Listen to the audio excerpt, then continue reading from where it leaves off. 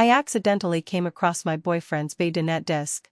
There were hundreds of photos of his ex-girlfriend stored in it, as well as the chat records that he couldn't bear to delete. His first stirrings of love were given to someone else.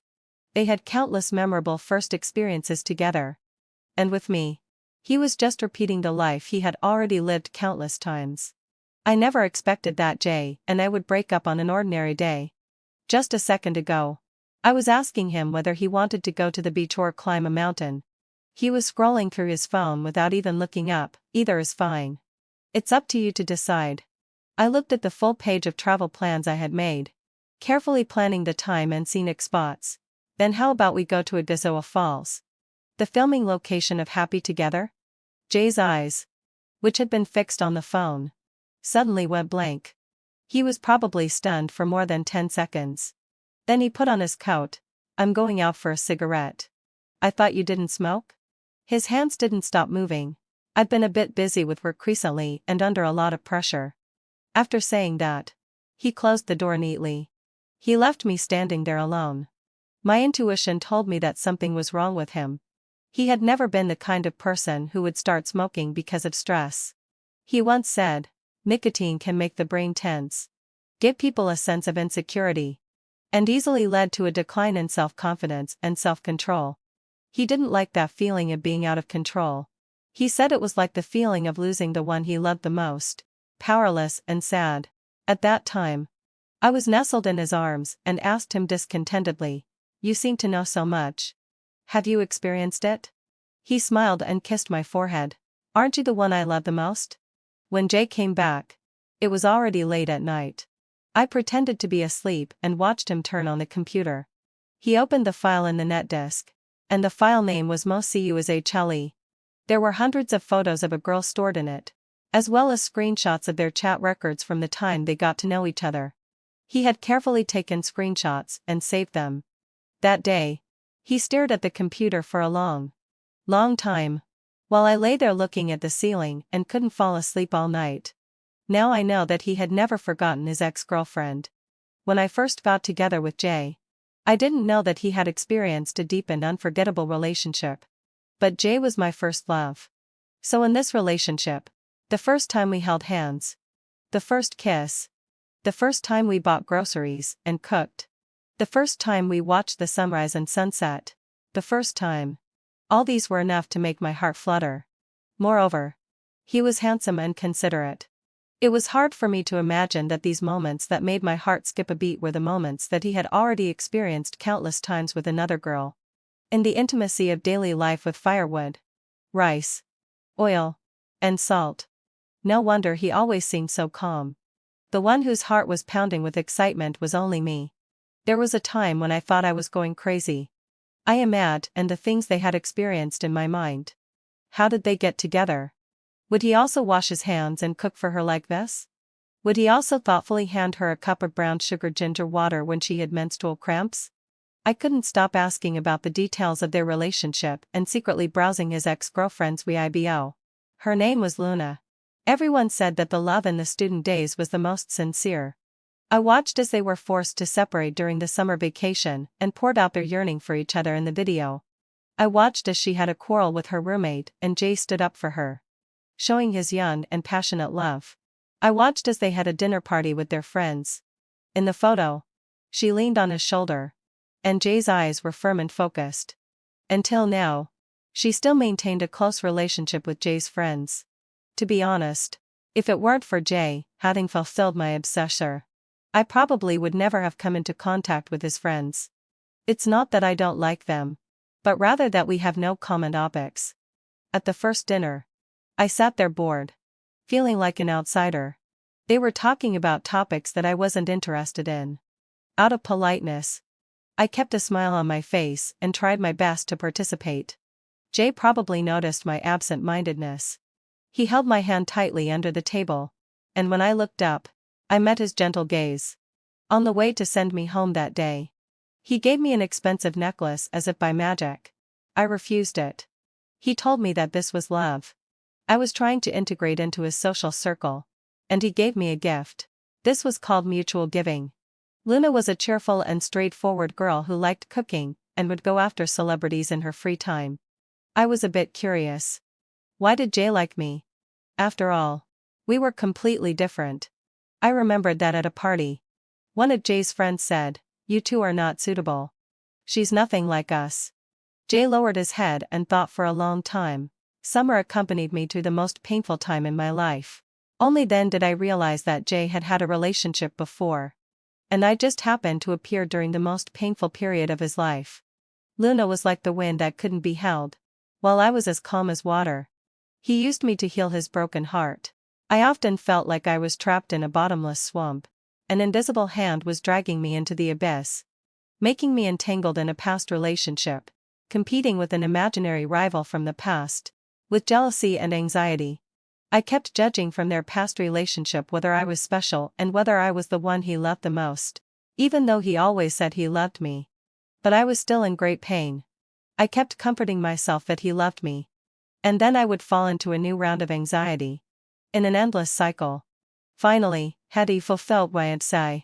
One night, I asked casually as if it didn't matter, "What was your last relationship like?" Jay's hand visibly trembled. Probably even he didn't realize that when he mentioned Luna, his expression showed some fluctuations. To me, he was a peaceful harbor after experiencing many things. But to Luna, he was the love that he gave without reservation when he first fell in love. This was enough to show the important position that the other person held in his heart. "There's nothing to talk about. It's all in the past. I'm completely yours, Summer." He opened his arms. As warm and considerate as usual. "I'm going to take my annual leave next week. Since you want to go on a trip, I can accompany you." We coincidentally agreed to go on a trip together. And I regarded it as giving this relationship a chance. When I woke up in the morning, everything from last night was like a nightmare. Jay wasn't someone who didn't know how to be in a relationship. He just didn't love me enough. I suddenly felt tired and exhausted in my heart. I had been looking forward to the holiday trip for so long. But now I didn't want to go anymore. I drank a glass of warm water and tried my best to make my voice not sound so low. "Then how about we break up?" At first, he was confused. And then he looked helpless. "Summer. What's wrong with you again?" This again was quite interesting. When we first started dating, he would only say, "What have I done to make my baby unhappy again?" I didn't want to say a single word of the explanation that I had originally wanted to give.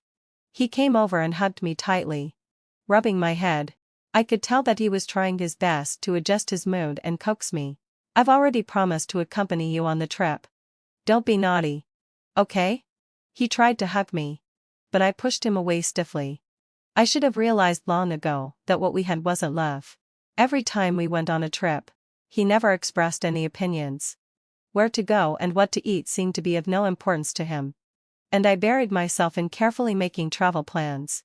He liked playing basketball, so I would remember to search for special basketball courts nearby. His account had saved the Sunset near a seaside cliff restaurant, so I would search for similar places. We rode an electric scooter around the Isle and in the colorful summer, kissed under the setting sun at the edge of the cliff, and hugged each other in the Gobi Desert. We commemorated the time we spent together in a passionate and unrestrained way. Seeing him happy made the time I spent making the travel plans worthwhile. But after more and more times, I started to feel overwhelmed. When I was too busy with work and asked him to help me look at the routes, he said, "It's okay. There's no rush. I can go anywhere. It's up to you to decide. I'm just accompanying you. It doesn't matter to me." He took it for granted that the travel plans were my decision, and he thought that it was enough for him to spend time accompanying me. But what did I want? I wanted us to be together and both be able to enjoy ourselves during the trip, not just him accompanying me. I don't know if this is considered being difficult, but I was really tired. There were so many things that didn't match between us that it was enough to wear away all the happiness in our relationship. On my birthday or during festivals, he would always just transfer money. Later, he even stopped doing that and set up the intimate payment function so that I could buy things myself and he would pay for them. He said, "It's so troublesome to spend time guessing what you want. What if I buy something and you don't like it? It's a waste of effort and doesn't please anyone." He didn't know that in the first year we were together, I queued up for a long time to buy the jersey of his favorite basketball star as a surprise for him. He had never told me which basketball star he liked. I found out by looking through his favorites folder over and over again. This was the precious sense of ritual and love. To get to know you, love you, and then carefully prepare a gift. Secretly rejoicing in my heart and imagining countless times the look of surprise on the other person's face when they received the gift. But Jay had never given me that. My friend said, "Isn't it good to just give money? In my opinion, you're just bored." I gave a bitter smile. Maybe no one could understand how I felt. He was very good to me. But it was just being good. Those impulsive and reckless feelings in love, Jay had never given them to me. Once on Valentine's Day, I took a plane overnight to his house. Along the way, I imagined the surprise on his face when he saw me. When I finally saw him, there was an indescribable sense of desolation in his surprised expression. At that time, I thought I had misread it. Now that I think about it, maybe he was thinking about their past. I knew clearly that I didn't want to continue this relationship that was tasteless to maintain but a pity to give up. I picked up my coat and turned to leave. Out of the corner of my eye, I saw Jay clench his fist. As if he had finally made up his mind about something. "If I say that I'm willing to participate in your life in the future and get to know your preferences, can you give us another chance?" So you see, sometimes boys know exactly why the other person is angry, but they just don't want to do anything about it. I pushed his hand away. "Summer, have you really thought this through?" I didn't look back and just gave a soft hum. Holding back my tears was the last bit of dignity I could maintain. "Okay. I respect your choice." At that moment, his expression wasn't one of reluctance. Instead, he seemed to have let out a sigh of relief. I thought that perhaps because I had initiated the breakup, his heart, which had already been leaning towards someone else, was somewhat comforted. The breakup of adults is sometimes so ordinary. We started our relationship calmly, and we ended it with extraordinary calmness and restraint. There was no attempt to hold me back, and no hysterical crying. Only I knew that my heart was like a crumpled piece of paper that could never be smoothed out again. At this moment, I seemed to clearly realize that Jay probably had never loved me. His kindness to me had nothing to do with love from beginning to end. When I got home, I washed up, turned off my phone, and slept the longest sleep I had ever had. Strangely, all the haze that had been hanging over me in the past seemed to be swept away. After waking up, I bought a ticket for the nearest flight and went to the place I had always been longing for. After entering the room of the guest house, I opened my suitcase and took up a pure cotton three-piece set I had prepared. In the past, because he liked the minimalist style, I always brought a pure white bed sheet when I went out. Now, changing to the green one I like, I just feel physically and mentally comfortable. I opened the window. There was a rare tranquility outside. There were only the sounds of flowing water and birdsong. The sunlight spilled onto the bed through the window screen, making the time seem soft and peaceful. When I turned on my phone, it showed that someone had requested to add me as a friend. The note read, "I'm Luna." The WeChat ID was Moot1204. Almost instantly, I understood that Jay's WeChat ID also had the number 1204. And this day was their anniversary. I didn't click to accept or reject the request. After all, my connection with Luna was only due to Jay. Since I had decided to fade out of each other's social circles, there was no need to get involved with irrelevant people anymore. It was still early, so I made a large pot of Hanchun Pyozu tea for myself. The fragrance of jasmine flowers mixed with the tea aroma instantly filled the whole room. I turned on the TV and watched the movie Happy Together directed by Wong Kar-wai again. Then I walked to the Iguazu Falls. It was magnificent. Just as magnificent as the waterfall on the lamp that Leslie Chung bought in the movie. I had listened to the dialogue in the movie countless times, and would cry every time I watched it. Jay would frown and wipe my tears for me, saying, "You girls seem to cry very easily." I guessed that Luna would also cry when she watched this movie. But what would Jay's reaction be? The dialogue from the movie rang in my mind. "Hopeoing. Why don't we start all over again? Yyufai. I always thought I was different from hopeoing. It turns out that when people are lonely, they're all the same. Yyufai. Although I've taken a lot of wrong turns, I finally come to Iguazu. I feel so sad because I still think there should be two people standing under this waterfall. Leslie Cheung and Tommy Leung gave excellent performances. The beginning of the movie was about love. But the ending was about loneliness. Just like me standing in front of the waterfall at this moment. I closed my eyes and felt the sound of the waterfall. But strangely, Jay's image appeared in my mind. The waterfall was beautiful. But it seemed to be missing something. If Jay and I hadn't broken up, what would it be like if he were still by my side now? He would probably imitate Tony Leung's accent and say a sentence in Cantonese. I still think there should be two people standing under the waterfall. Then I would silently take his hand. And we would take a photo to remember the moment. I regretfully found that even though I could break up cleanly when I discovered that Jay couldn't forget his ex-girlfriend, make the right decision based on reason, and suppress my sad emotions. But at this moment, I still had to admit that I was in great pain. The feelings I had invested couldn't be taken back just like that. Similarly, breaking up didn't mean that the love could be written off. I suddenly really wanted to know what Jay was doing now. Did he miss me? If I had taken a step back at that time, would we have made up? What if he could really change? Countless irrational thoughts were screaming in my mind. And I couldn't wait to turn on my phone. My hand was trembling uncontrollably as I turned it on. What if he had messaged me? Jay didn't send me any messages. His profile picture and his WeChat moments showed no abnormalities. Just like countless ordinary days. There were no photos of us. And no words related to us. In the internet era, entering someone else's WeChat moments was like entering their room. He wasn't at home, but there were traces he had left behind. You could feel his emotions through the few words. But Jay's room was empty. There was only one sentence in 2020, I hope you're happy. At that time, I asked him who that sentence was for. He said that it was so long ago that he had forgotten what mood he was in and who he had sent it to. I guessed that it should have been sent to Luna. So, what kind of existence was I to Jay?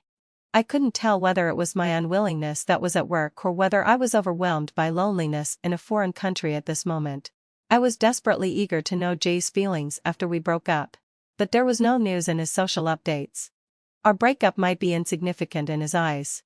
I looked at my profile picture, which I had deliberately changed to pure black, and thought it was extremely ridiculous. What was I expecting? What was I being petty about? Tears fell one by one until I could no longer pretend. The pain of the breakup pierced through my false calm. I squatted on the ground and cried uncontrollably. I was just an ordinary person who had experienced a breakup. Objectively, I forced myself to make the right decision as soon as possible and stay away from the other person. But subjectively, I couldn't help but feel sad. I wasn't the clear-headed female protagonist in a novel who could immediately take back her feelings when the other person stopped loving her. So I might as well let myself cry my heart out. Once I started crying, I couldn't hold back my emotions anymore. I was desperately eager to pour out the depression in my heart. I searched through my phone but couldn't find a suitable person to talk to. After hesitating for a long time, I called my father. The phone rang a few times. And then he answered. What's up? Dad. I've broken up with my boyfriend. What's there to cry about just because of a breakup? It just means that the fate wasn't right. Didn't Dad tell you that girls should be independent and self-reliant? If you do well in your career, naturally someone will love you. Love always has conditions. Think about what's lovable about you. You can't do housework. And you can't cook either. People definitely won't like you. Now you just focus on your work. Have you passed the CPA exam? My father's words didn't comfort me. But the annoyance I felt from listening to him successfully stopped me from crying. In my father's eyes, love could be exchanged equally. The external advantages of a person and the benefits they brought to the other party could all be measured and replaced with love. So, when he and my mother found that there was nothing left for them to exchange with each other, they chose to get a divorce. My mother left gracefully. When my father was young, he was unstable in his mindset and liked to have fun. So I often woke up in a dance hall, and my father would be somewhere getting drunk. This happened so often that my grandmother couldn't stand it anymore and took me away. My father was glad to be free from the burden. So, I grew up at my grandmother's house, where I left behind countless wonderful memories. My grandmother lived with my uncle. My uncle had a son and a daughter. But my grandmother never treated me differently. She didn't favor boys over girls. And she didn't think that I, as a grandchild, couldn't be bonded with. Instead, she took extra care of me. My grandmother would often take out fruits from the cabinet at night. She had specifically saved them secretly for me. Because life was difficult. Eating at a roadside stall even once was a dream when I was a child. My grandmother often took me out secretly. She would wrap her money in several layers and fasten it to her pants with a safety pin. Then she would take out the crumpled 1 yuan or 2 yuan bills and take me to eat the rice noodles I liked. The rice noodles smelled so good at that time. I pushed them to my grandmother and asked her to eat too. She always said she didn't like them. But after I finished eating, she would drink up all the soup. She might not have been wealthy. And she might not have known many profound truths. But she gave me the most simple and sincere love. So, I thought that love should be like this. Including romantic love. Giving wholeheartedly and having only one person in your heart. But my father told me that it wasn't like that. When I was in junior high school, my father remarried and brought me back home. He asked me to call my stepmother Mom, because he didn't want my newly born younger brother to find out that there was something abnormal about the family in the future. So, I started to call her Mom instead of Aunt. At that time, I was in adolescence, with sensitive and delicate thoughts. I could always keenly sense whether others liked me or not. Perhaps to escape the reality of not being loved, I found that as long as I did more housework, my stepmother would be happy. When my stepmother was happy, my father would also be happy. He liked the harmonious relationship between me and my stepmother. He thought this was what a real and normal family should be like. He was proud of it. So, I kept testing what I could do to make everyone happy, and what I could say to make everyone happy. It turned out that what my father said was true. Love could be exchanged. And pleasing others could earn love. In addition, my father also adhered to the concept of hardship education. He always liked to tell me about other children. Like how an elder sister raised several younger brothers. He said that we should be grateful for everything our parents gave us. He always said he loved me. Over and over again. But I couldn't feel it. I remember when I was admitted to university. My classmates all got new phones. I also wanted one. So I chose to work in a pharmacy. I just started my shift in the afternoon when I met an acquaintance. So, when I got home at night, I was greeted with a torrent of scolding and accusations. I've raised you so big and paid for your education. But you go and work as a cashier in a pharmacy? There's no such embarrassing behavior in our family. If you work as a cashier, you're not worthy to be part of our summer family. My father had drunk a bit of alcohol. His words were slurred, but his momentum was strong. I couldn't understand how working a summer job to get a new phone became an embarrassing behavior in my father's mouth. He didn't want to spend money on a new phone for me. And he didn't want me to work as a cashier either. After all, outside, our family was wealthy and drove a Mercedes-Benz. He thought that how could the daughter of a wealthy family work as a cashier? This was a slap in his face. But he also highly advocated the education method of hardship and tempering. So, he often told me, when I was a child, a 5-mile balloon could make me happy for a long time. Can't your phone be used? I couldn't explain to him that my phone was so outdated that it couldn't even run a game. Because what I would get in return would definitely be his even harsher criticism, accusing me of playing games. In his concept, I should spend all my time on studying and doing housework. If I couldn't do housework, I would suffer in my husband's family in the future. At that time, I really didn't understand. Did all the children in the world have to do housework diligently at home? Until my younger brother grew up, he would always just wipe his mouth and leave after a meal. But the family acquiesced to his behavior because he was a boy, while I was a girl. So, I was forced to stop that summer job, because of the oppression at home. I went to a university far away from home. At school, I was afraid of getting into conflicts with my classmates. Just one sentence from the other person, "Everyone says this about you," was enough to make me think it was my own problem. I couldn't refuse others' invitations. In fact, many times, Even when others didn't make requests, I would take the initiative to offer help. It wasn't until I grew up that I realized this was called an avoidant personality. I was able to perceive others' preferences too early. But because my mind wasn't mature enough, I couldn't bear the external gaze and evaluation. So I tried hard to please others. Until I met Jay. At that time, there was a new male colleague in the company named Ray. He often bought milk tea for everyone. In fact, he was trying to chase a girl in the same group. Due to work relationships and the embarrassment of being rejected when his pursuit failed, he often used the excuse of buying milk tea for everyone to court that girl. Many times, he was overly attentive. Later, he would ask me to deliver things because I was someone who couldn't say no to others' requests. Although I hated myself for being like this, I really couldn't bring myself to refuse. Because I didn't know how to deal with the other person's disappointed expression. I couldn't build close relationships with others. Couldn't open up my heart. And thus I never had true friends. My father often said that if I was well behaved enough, the family atmosphere would be better.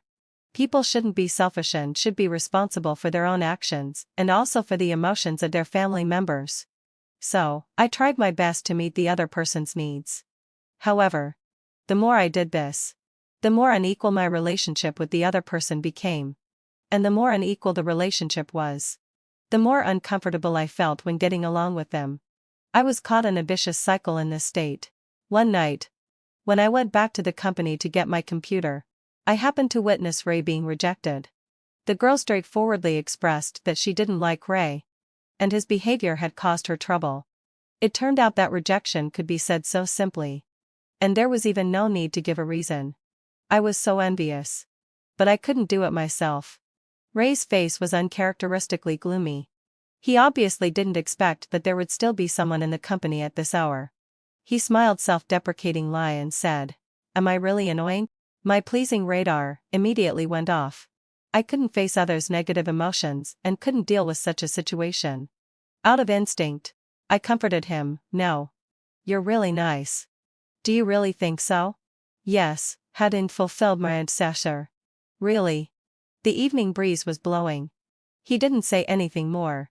And I also lowered my head in silence. After that, Ray was surprisingly nice to me.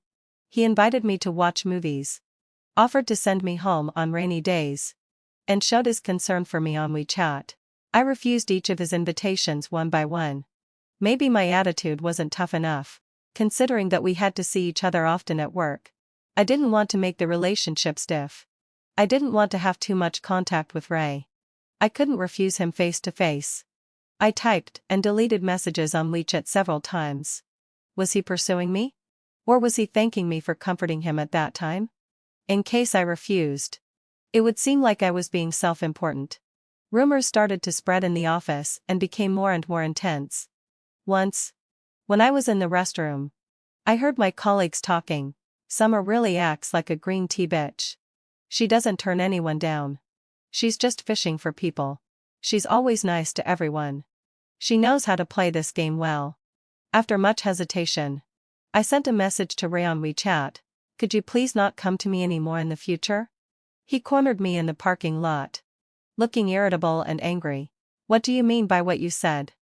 There are rumors in the company that our relationship is ambiguous. I don't think it's a good thing. So we'd better keep our distance." He raised his eyebrows and said, "I know that. I started those rumors. Don't you like me?" "I don't like you. Stop pretending. If you didn't like me, why did you follow me and comfort me when I failed to chase that girl? Are you just mad that I haven't confessed my love to you?" I took a deep breath and said, "Ray, I only see you as a friend. Whether you confess or not, I have no other feelings for you." I don't know which word hit Ray's sensitive spot, but his expression suddenly turned ferocious. "Damn it. How dare you reject me like this? Summer, are you playing me? Do you look down on me too?" He kicked the door next to him, and a loud noise echoed in the empty parking lot. "Now it's great. Everyone knows that I'm chasing you. And you've made me so embarrassed." His eyes were terrifying. The usually approachable Ray had become angry.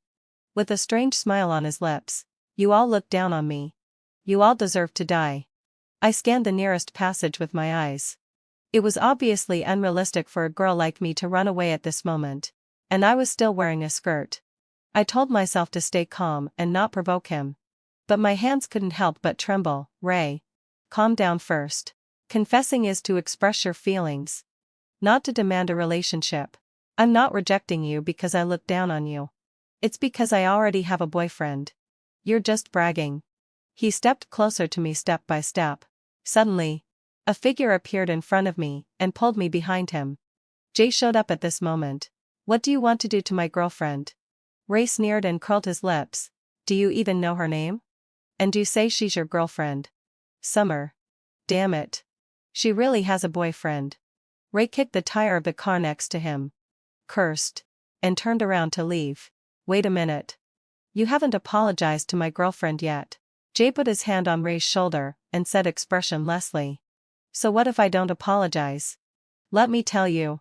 Your girlfriend is a flirt. Even though she has a boyfriend, she doesn't hint to men that they shouldn't have further development with her. Before he could finish speaking, Jay threw Ray to the ground with a beautiful over-the-shoulder throw. In the car. How did you know my name? I heard him call your name. Jay showed me the video from the dash cam. Sorry for pretending to be your boyfriend. Here's the video evidence. You can keep it. It's up to you whether you want to report Ray or not. I twisted my fingers and said, if I had been more assertive at the beginning and didn't let him misunderstand, would this situation not have happened? I just want everyone to be happy. Jay turned his head and said to me seriously, don't always make assumptions and set unrealistic and overly high demands on yourself. Once others release negative emotions, don't turn the blame on yourself and think that if you're better behaved, others will be happy. Summer. You don't have to be responsible for everyone's emotions. The car's heater was running. Jay's stray hairs covered his eyes. And I couldn't see his expression clearly, but I could feel that he was very serious. Ray is a moody person with deep-seated inferiority complex. He will solve problems with violence once he's provoked. None of these are your fault. No one had ever told me that I didn't need to be responsible for others' emotions. My father had only told me since I was a child that as long as I was well-behaved, everyone would be happy. And as long as I was well-behaved, I would be praised. I was used to living under others' evaluations, suppressing my own needs, and trying to gain love by pleasing others. Now someone was telling me that none of these were my problems. I made up my mind, okay. I'll report him tomorrow. Jay was silent for a moment and then said, Summer. I want to remind you that even if you report him, not everyone will be on your side. There will still be people like Ray who think it's your problem. But don't let external evaluations shake you. It's too tiring to live under others' gaze. When you encounter someone like Ray, don't say too much. Just give him an over-the-shoulder throw. I couldn't help but laugh. Like you did? Yes. As Jay said, Ray was fired. But there were still people in the company who gossiped about me behind my back. But I wouldn't be troubled anymore. In the days when I stopped pleasing others, I was filled with the joy of life. I learned to have the courage to be disliked by others. And I also made close friends. When they talked about the past, they would say, Summer, you finally seem like a real person now. Before, you were nice to everyone on the surface. But you never really opened up to anyone. You were so fake. I smiled without saying anything, stirred the ice cubes in my cup, and looked at Jay downstairs holding an umbrella. The corners of his eyes were gentle. Later, Jay taught me a lot. He told me that love is sacred. He tore a gap in my originally suppressed values and helped me reshape my cognition. He once gave me love. At first, I thought he loved me. But loving someone means a million heartbeats and breaths. And also a million sighs with lowered heads. I couldn't agree with what my friend said that it was enough for Jay to give me money on my birthday. I agreed with what my father said about being self-reliant and strong. But the premise of my efforts wasn't to gain love or to exchange for love. It was for the right to make choices. Whether it was money or material things, I could provide them for myself. This was the confidence I gave myself to not rely on others in a relationship and to be able to leave at any time. But it was by no means a condition for the other person to love me. Love must be unique and spontaneous. Jay taught me about love. But he couldn't give me what I wanted. In front of the Iguazu Falls, When I was squatting in the corner, a pair of slightly rough hands handed me a tissue. Tears and snot were all over my face. When I looked up, I met Luna's gaze that was as bright as stars. These were the warmest eyes I had ever seen. I can't stand to see girls crying, especially such a pretty one. I never expected that my first conversation with Luna would start like this. For a moment, I thought I was having a hallucination. How could I meet my boyfriend's ex-girlfriend in the southeast of the southern hemisphere? It was simply absurd. It seemed that God was playing a trick on me. With such thoughts in mind, I wasn't polite and took the tissue and used it on Jay's ex-girlfriend. After hearing this, she blinked and smiled cunningly. So what? Luna seemed very excited beside me. She opened her arms to feel the water mist splashed by the turbulent water flow. A rainbow appeared at the devil's throat, and Luna excitedly exclaimed, "Look, look! A rainbow!" She was wearing a fluorescent green raincoat, which made her stand out and very eye-catching among the passers-by in transparent raincoats. For no apparent reason, I wanted to take a photo of her. And then I did just that. Luna, as if we had known each other for a long time, grabbed my hand and rushed into the walkway. The water mist accompanied by the rainbow made everything seem dreamy and unreal. We ran without restraint. There are more than 270 waterfalls of various sizes in the Iguazu Falls. The water mist shrouds the area, and walking through it is like being in a heavy rain, and you will get soaked all over. Luna didn't care about anything. She tilted her head back and twirled freely in the rain. She shared one of her earphones with me, and the background music of Happy Together was playing in it. It turned out that she also liked this movie. I don't know how to describe this feeling. In a foreign country, my ex-boyfriend's ex-girlfriend appeared in the place I had been longing for, and she was listening to the songs of my favorite movie with me. Luna is a person with high energy, and I couldn't help but secretly look at her. She told me that the owner of the guest house told her that a Chinese girl had also made a reservation. So she added my WeChat. She said it was very comforting to meet a Chinese person abroad. She didn't care who I was. It seemed that just because I was a girl and from the same country as her, she showed her friendliness. She kept saying along the way that the world couldn't do without girls. Fate can be so wonderful sometimes. She has healthy wheat-colored skin, and when she smiles, she is confident and flamboyant. She told me about her magical experiences in South America, and how the calluses on her hands came about. We were wearing camisoles. She put on heavy makeup for me.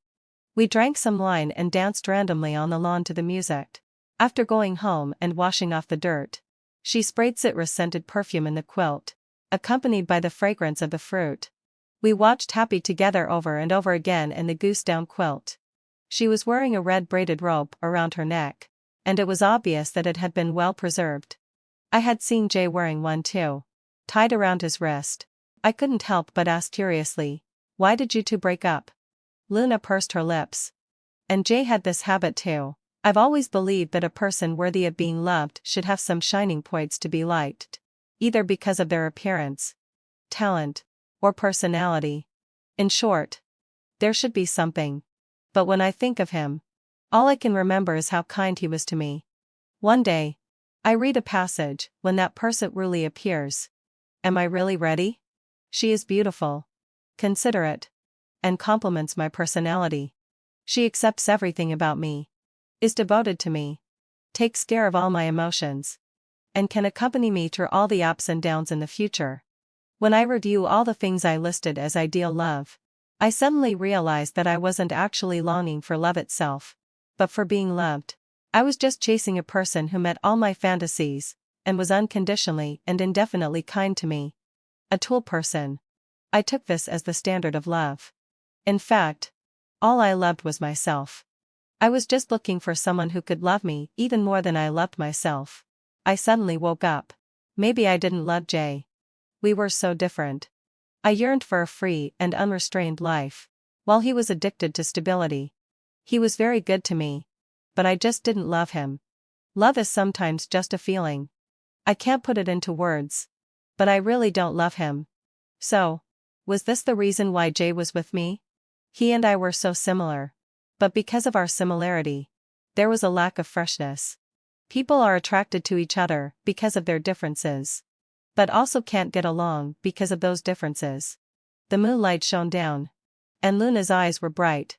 After the breakup, I'm sure that the life I want is one without a fixed abode. I want to meet new people every day and see new scenery. Summer.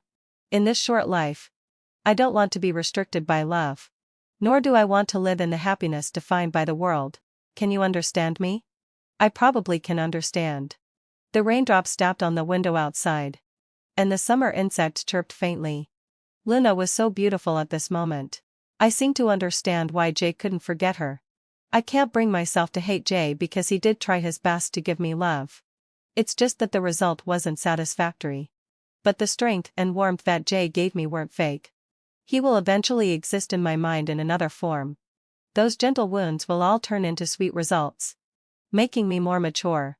Before I left, Luna took me to watch Taylor Swift's The Eras Tour concert film. She said she admired Taylor and wanted to be a girl who wasn't defined by others. Amid the cheers of the crowd, I don't know why, but I shed tears.